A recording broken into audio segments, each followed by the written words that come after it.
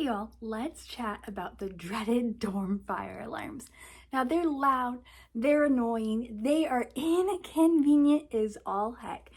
And depending on where your student lives, the dorm fire alarms are more likely to go off. I have always lived by the rule of the more students in the building, the more often the fire alarm is going to go off. Also, besides the amount of students living in the building, the chances of the fire alarm going off also increases if there's a community kitchen or if it's a suite and apartment style housing because of the kitchen spaces. Now, before we jump in, my name is Shannon. I worked in the college atmosphere for over 12 years, and within that time, I worked primarily in residence life, and I also worked in scholarships and donor relations, creating scholarships for students, but the majority of my career was in the residence hall. So I supervised the dorms, I supervised the RAs and the front student desk staff.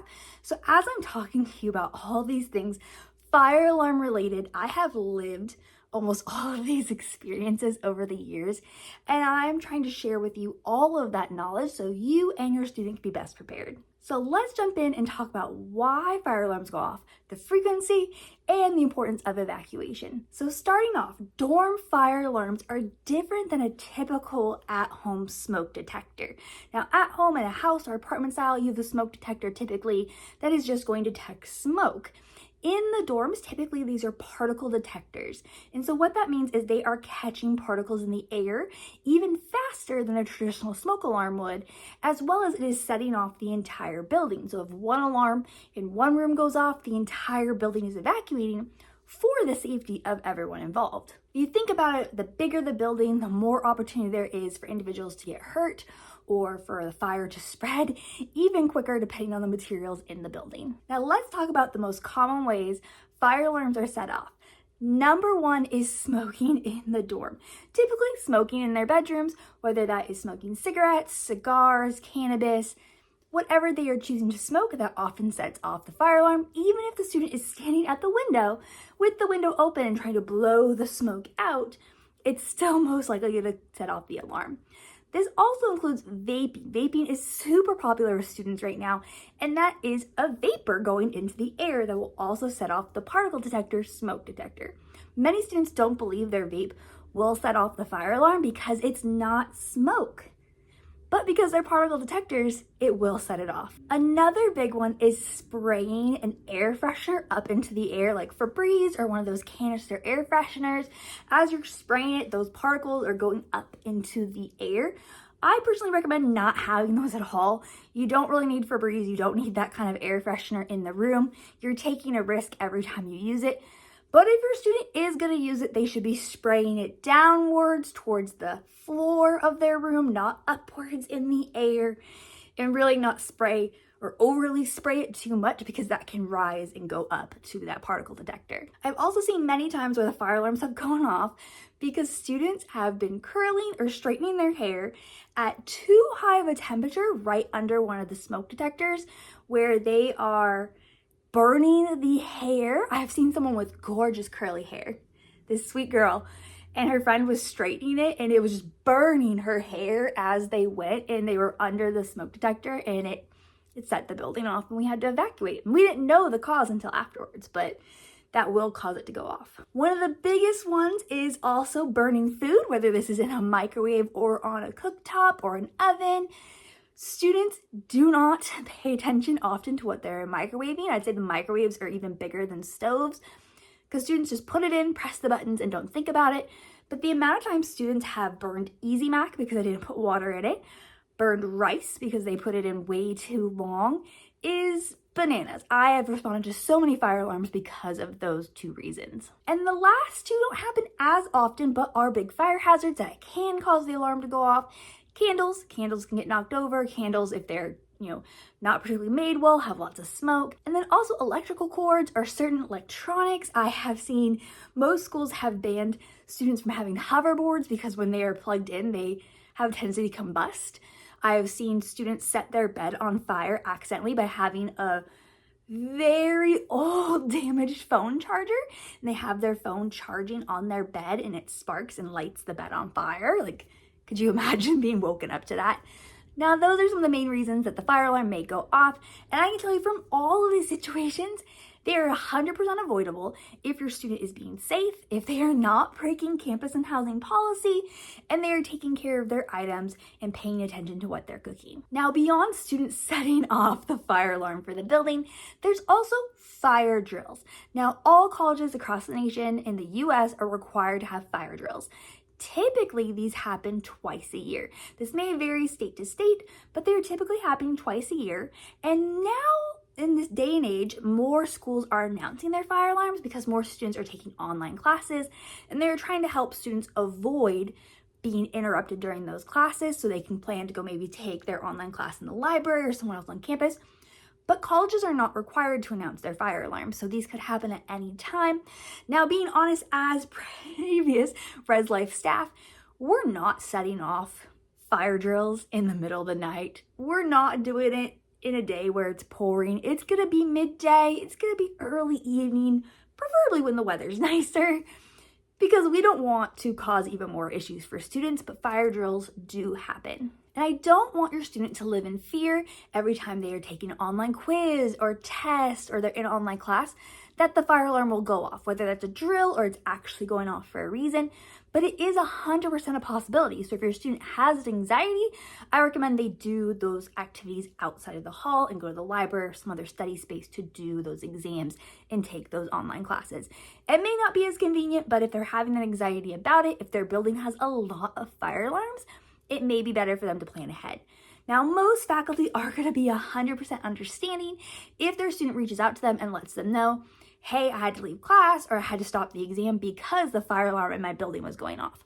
And housing staff will be more than willing to write a note for that faculty member if needed, saying, yes, the fire alarm went off in X building from this time to this time, and we are not allowed to let students back in until X time, to be able to provide that faculty member with proof. I've never seen faculty members need that because they know the fire alarms go off in the dorms. Like, they know it. But if it's needed, housing staff will definitely help your student out. With fire drills, they are not only testing that everything for the fire system is working. And for most colleges, this is the sound of the alarm. This is often lights, like flashing lights going off. It is testing that, the actual panel that reads where the potential fire is working. It is also teaching the students where to evacuate to. Now, for most colleges, they're going to have a community meeting when your student moves in, and that's where they will inform the students of where they need to evacuate to. Every dorm has an evacuation point for students to go to. Now, they're not required to stay there, but they're not supposed to be closer to the building for their own safety and to make sure that they are a safe distance away in case it is a real emergency. For your students' own safety, it is really important they treat every single drill, every single actual time the fire alarm is going off, like it is a true emergency, because especially in these big buildings, you can't tell if it's real or not. You can't tell, you are not seeing the smoke, smelling the smoke, seeing the flames until you're pretty close to it. Many dorms have fire doors that will semi-contain the fires. They're fire rated to hold it off for a certain amount of time.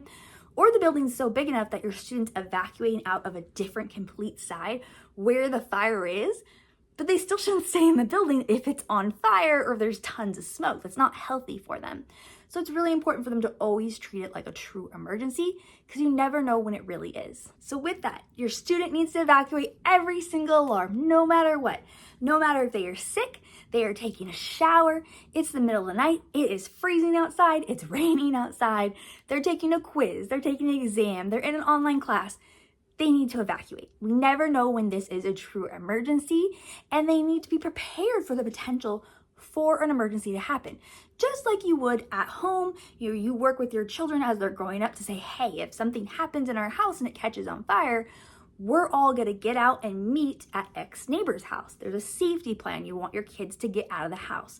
Just like in the dorms, we want them to get out, get to the evacuation point or leave the area completely so that they can be safe and we're not later calling you at home, letting you know your student was injured or killed because of a fire. Now, I know fire alarms going off can be super annoying. They're frustrating. There's many a times where I was taking a shower, I was cooking dinner, I was finally laying down after a long night, or there were nights where we had multiple fire alarms in one night. And I can tell you every single time we had to evacuate the students, and every time the fire department had to show up for every single alarm, everyone was pissy.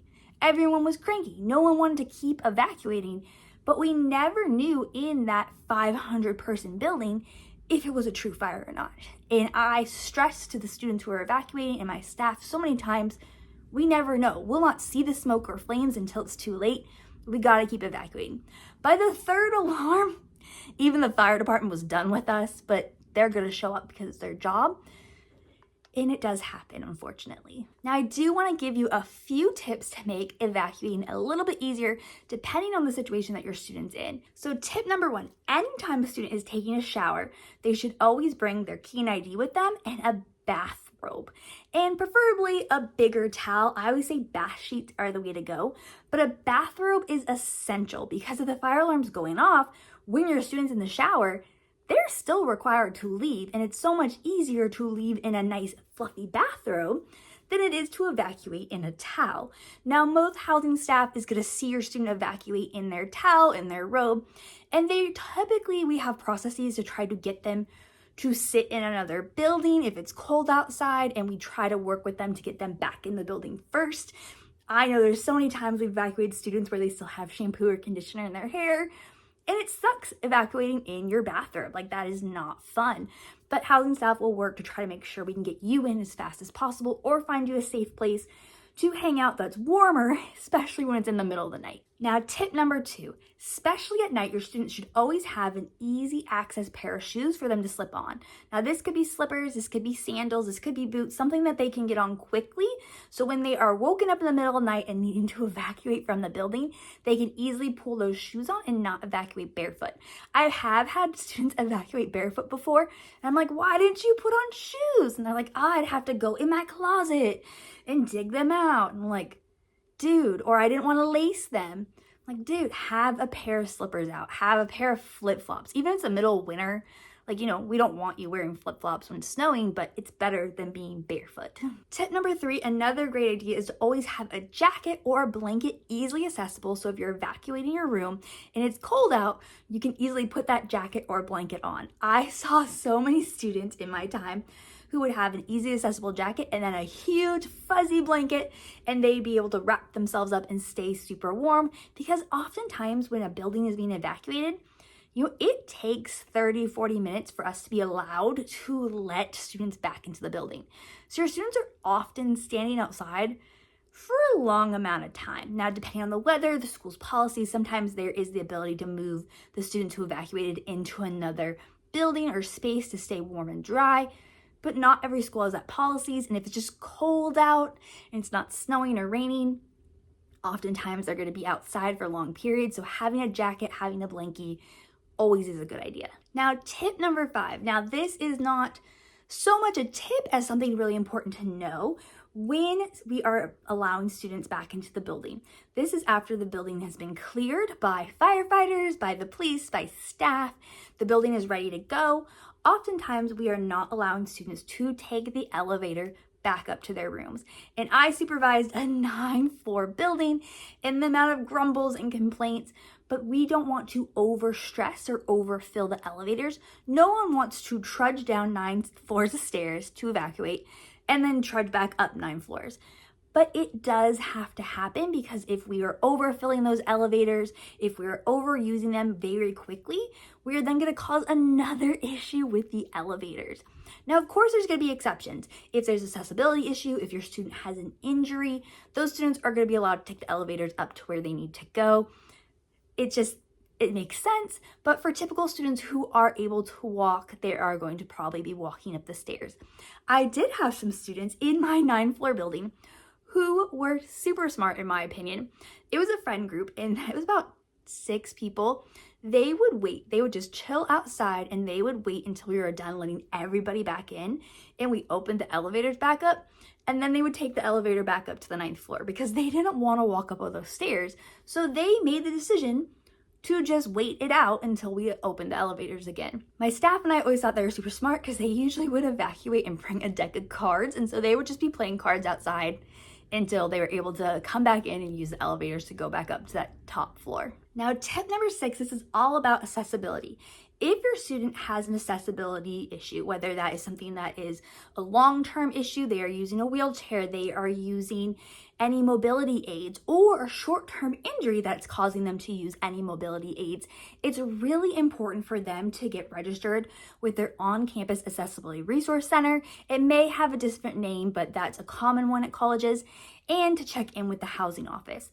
Now, for many people, if it is a more permanent situation with those mobility items, they're going to be placed on the first or as close to the first floor as possible for easy exit in an emergency.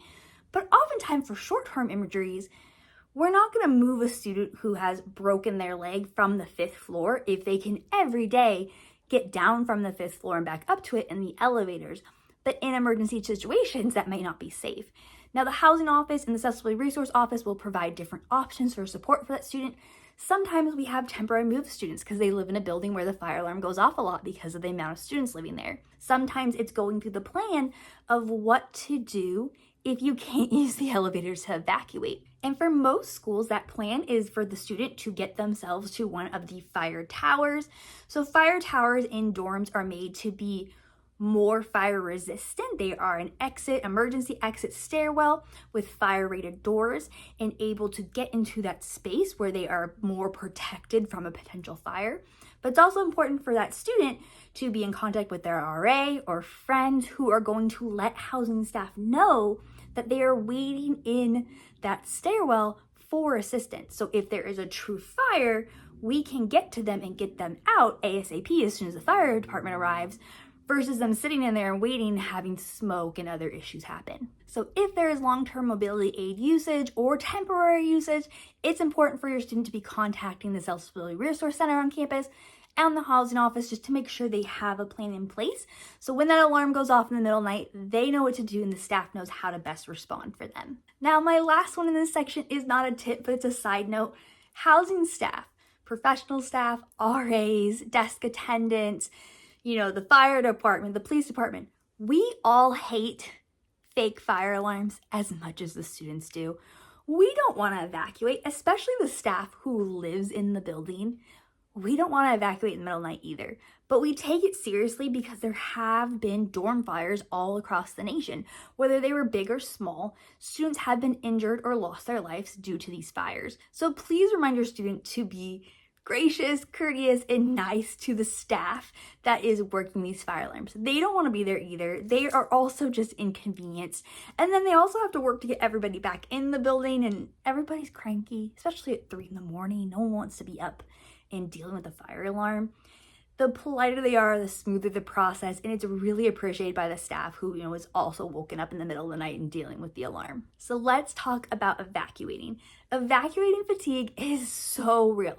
Like I talked about earlier, that one night where we had 3 alarms in one night, by the last alarm, we knew students weren't evacuating fully. There was much less students evacuating the building. We could see it by the evac point and the number of humans.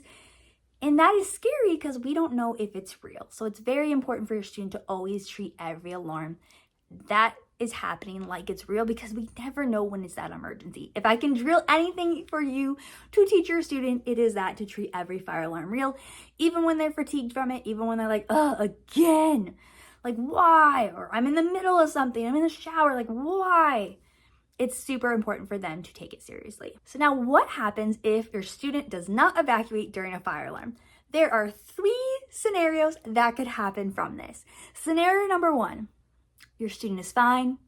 They're not caught, not evacuating. There's no actual emergency. They're just chilling out in their room. Through a really loud alarm, like I don't know how people sit in their rooms and pretend and don't evacuate. The alarms are loud, like they are made to wake people up, and depending on the building, they also have alarms now that like yell at you, telling you it's an emergency and to evacuate. It's not fun to listen to that, and you're going to be listening to that alarm for at least 20 to 30, 40 minutes. So it's a long time to sit there through that, but scenario number 1, you're not going to get taught. Scenario number 2, it is a true emergency and your student is either going to be injured or die in the fire. And I hate saying it like that, but that is reality. If there is truly a fire going on, they can be injured, they could die. It's just reality. It's a fire. Fires kill people. It happens. And that's not a great scenario for anyone. Now, scenario number 3, which is the most likely to happen, is your student is going to get caught for not evacuating. Now, ways they can get caught. Oftentimes, students who set the alarm off don't like to evacuate their room, so they are breaking policy. Oftentimes it's smoking, vaping, doing something, and they're like, oh, it wasn't us, we didn't set it off. Especially if they are intoxicated in any way, they want to evacuate. But the system lets the fire department and housing staff know exactly which room set it off. So the fire department, campus police, staff are going to go to that room to confirm if it's a fire or not. And so they're going to find those humans. Like, it happens every time. I've had it at least a dozen times where I have responded with the fire department and university police to a room and found the people who caused the alarm to go off in the room. And I had one great scenario once where I was with one of my university police officers who I actually went to undergrad with, and we had 5 boys who had been very obviously smoking in their room. And they're like, well, we just didn't want to evacuate in the rain. And I was like, well, I did, and I'm 6 months pregnant. And they're like, oh. I'm like, yeah, you caused 500 people to evacuate this building in the rain. But because you caused it and you don't want to go get wet, now it's even worse because you didn't evacuate. So that is a reality. They can get caught that way. Another common way of being caught is the fire alarm will be turned off at some point, but students aren't allowed back in the building. Now, this typically happens once fire and police have confirmed that there's no actual fire. We've kind of figured out what's happening, whether, burnt food, smoking, whatnot has happened in that space, and we know the building is safe. We'll turn off the alarm so that staff can go reset fire doors. So like I talked about earlier, in most buildings, there are evacuation fire stairwells. They're typically only used during evacuations for emergencies, and you have to go reset the alarms on those doors. So we'll kindly turn the alarm off for our staff, so as they're going floor by floor, resetting those alarms, checking to make sure there's no broken glass, accidents, injuries, and things, obvious signs of danger, we'll have the alarm turned off so they're not getting a pounding headache while they're resetting it. But for a lot of students who stayed in their room and avoided evacuating, as soon as they hear that alarm being done and turned off, they'll come out of their room. Whether that's to go to the bathroom or they're like, oh, everyone's coming back in, like I won't be caught. I've caught so many people that way, so many times where I've been helping my RAs and we are just getting the doors fixed for all the emergency doors because they make their own sound separate than the fire alarm typically. You're double checking for any safety issues, and students just walk out their room to go to the bathroom. Like, oh, I thought everyone was back in. It's like, no, now I have to document that you didn't evacuate. Thanks. Like, no one wants to do it, but we have to do it. You didn't follow policy. So with that getting caught, there are always going to be consequences for not evacuating during a fire alarm. Now, we talked about earlier in scenario number 2, like dire ones of getting hurt or dying. But conduct-wise, if it is a safe situation, they just didn't evacuate, they didn't follow policy and procedure, typically students are either going to have a few scenarios happen. One, depending on the school and their policies, they might send them a formal warning letter of like, hey, evacuate next time, don't do it again. Like, knock it off. Be better, make better choices. Option number 2, which is the most likely, is they are going to have a conduct meeting with a housing staff member or a campus conduct member who's going to talk to them about the situation, try to figure out why they didn't evacuate, what's going on, and is going to find out and determine sanctions or learning activities for that student to do in response for them not following policies and procedures. Now, these sanctions or learning experiences are meant for the student to learn, think about their actions or inactions, and make sure they don't do it again. Just like if you're taking your kid's cell phone away as a punishment at home, we're having them do a learning activity or something to make sure they don't do it again. Now, let's talk through some of those most common ones I have seen for students to be doing when they've not evacuated from the fire alarm. So the most common is watching or reading an educational documentary or video and then writing an essay about it in response. Really learning about fire safety in the dorms, learning about those situations, and then writing a response essay. Not too bad, doesn't take too much time, but they may learn something from it. Another one I've seen at many private schools versus state schools is having to do community service hours, whether that's on campus or in the community. That could potentially be another option. Now, a big one, and this depends on the college, it depends on the state, is having a monetary fine for not evacuating. I've had it at some schools where that fine is $100, and I've seen it at some private schools where it's like a $400 fine because they take fire safety very seriously at that school and in that state. Your student could also have to attend educational classes or workshops. When I was an RA, I actually hosted one of those workshops for my supervisor. It was students who had not evacuated from the fire alarm multiple times, and they had to come in on a Saturday morning and listen to me talk about dorm and fire safety. Not what any of them wanted to do, but that was the educational sanction that they had from that choosing to break policy. We've also had it where students have had to create posters or bulletin boards in the community talking about fire safety and dorm safety or other educational aspects, so that they're doing a little bit of research and they are helping inform the community about making those decisions to evacuate safety. And the most wild one I have ever seen, and I've only seen this used twice, and it was used for students who I'd say were very disrespectful, very repeat offenders of not evacuating, to the point where it's like, why at this point? Why aren't you following policy and procedure? They were required to write a letter home to their family apologizing for not evacuating during a fire and dying. Like, that is an extreme example, but sometimes you have to go there for students to realize, like, hey, this can be a life or death situation. It is important to evacuate. Now, a few others I have seen, and this can come depending on your student, the situation, the school, the policies, the state policies, but I've also seen where students have been put on probation or kicked out of housing. Now, typically those are only going to happen if your student has other conduct issues that they've been documented for. And I'm not talking about, having a flag on their wall or just maybe having like more people in their room than they should be. I'm talking about alcohol policy violations, cannabis policy violations, other big violations that all add up. Could either put a student on probation, so they are in potential for losing their housing if they do something again, or they are kicked out of the community altogether because they are no longer a safe member of the community and they are causing more harm than it's worth. Now, it is important to note, though, most housing contracts have a clause in them where students are required to be financially responsible for all of their dorm fees for the rest of the year, even if they're kicked out. So that is something really important to drive home with their student. If they are continuing to break policy and they get kicked out, that y'all could still be potentially liable for paying for their bed space in that housing, even though they're not living there, and then going to pay for wherever they're going to live off campus so that they continue their education. Like, it's extreme, it sucks. Don't break policy. That just solves all the problems. Now, I want to take a minute to talk about a real life dorm fire that happened. And I learned about this fire when I was an RA. We typically would watch, as part of our educational and training processes, a video from one of the RAs who was involved in this fire, as she talked about helping evacuate her residents during it, everything that happened to her and her students. And this RA had been burned, I want to say about 70% of her body, from continuously trying to help her residents evacuate during this situation. We are talking about Bolin Hall at Seton Hall University in New Jersey. So this fire took place on January 19th, 2000, back in 2000. And this story happened where two students decided to pull a prank. They decided to light on fire a poster in the third floor community lounge, and they both assumed that the fire would contain itself. It would burn the poster and then it would be over. Ha ha ha. Like, we set the fire alarm off, but like everything's fine, everyone's safe. No.